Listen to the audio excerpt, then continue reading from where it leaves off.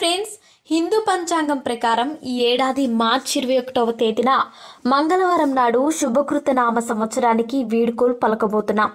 అదే సమయంలో శ్రీ శోభకృత నామ సంవత్సరంలోకి మార్చి 22వ తేదీ బుధవారం రోజున అడుగు పెట్టబోతున్నాం. ఉగాది నుంచి ప్రారంభమయ్యే తెలుగువారి నూతన సంవత్సరం 8 ఏప్రిల్ 2024న ముగుస్తుంది. తెలుగువారి 60 సంవత్సరాల్లో ఇది 37వది.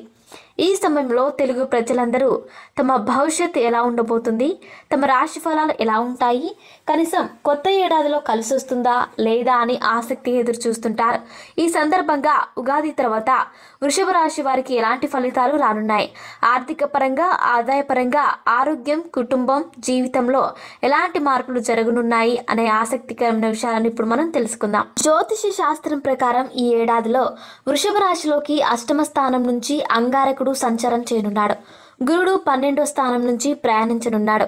శని భగవానుడు కూడా శుభప్రదమైన స్థానం నుంచి రవాణా చేయనుండగా రాహువు, కేతువులు కూడా శుభ స్థానాల నుంచి సంచారం చేయనున్నారు.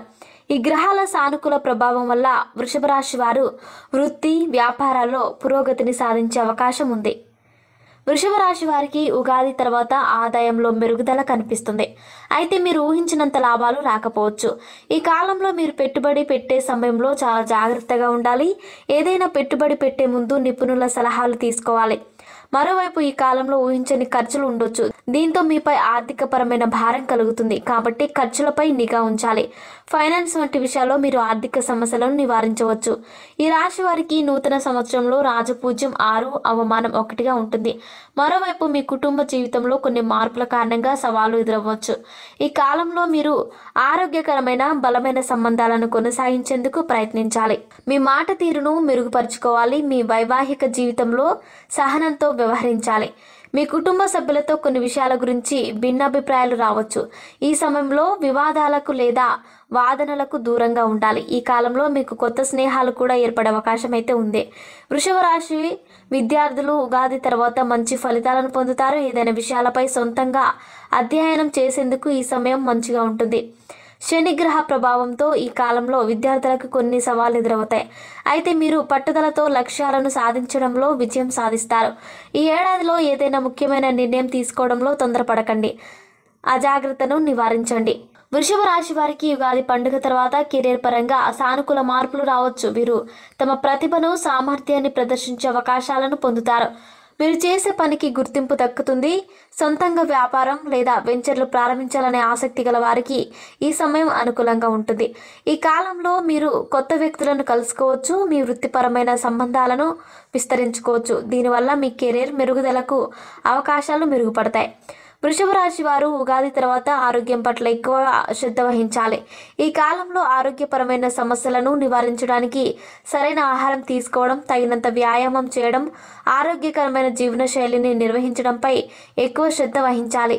ఈ కాలంలో మీకు మానసిక ఆరోగ్య సమస్యలన్నీ ఎదురవుతాయి. పని లేదా వ్యక్తిగత జీవితంలో కొంత ఒత్తిడిని ఎదుర్కొంటారు. ఈ సమయంలో మీరు శారీరక, మానసిక ఆరోగ్యాన్ని ఎక్కువగా ప్రాధాన్యత ఇవ్వాలి.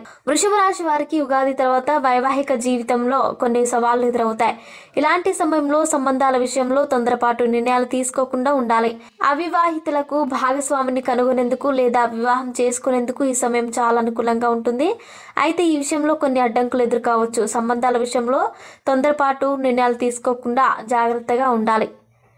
ఈ రాశి వారు ఉగాది తర్వాత ఆరోగ్య ప్రయోజనాల కోసం మహామృత్యుంజయ మంత్రాన్ని పఠించాలి. ఈ కాలంలో వీలైనన్ని ఎక్కువసార్లు శివాలయానికి వెళ్ళి పరమేశ్వరుణ్ణి దర్శించుకుంటే మీకు కష్టాల నుంచి కొంత ఉపశమనం కలుగుతుంది. మహాలక్ష్మీదేవిని పూజించి శ్రీ స్తోత్రం పఠించాలి. మీకు కుదిరితే 9 ముఖాల రుద్రాక్షని ధరించాలి. శుక్రవారాల్లో వజ్రరత్నాలను ధరించండి. అనంతరం లక్ష్మీదేవిని పూజించాలి. శనివారం రోజున రాహుకాలం సమయంలో దుర్గాదేవిని పూజించాలి. మరిన్ని ఇంట్రెస్టింగ్ అప్డేట్స్ కోసం మా ఛానల్ని సబ్స్క్రైబ్ చేసుకోండి.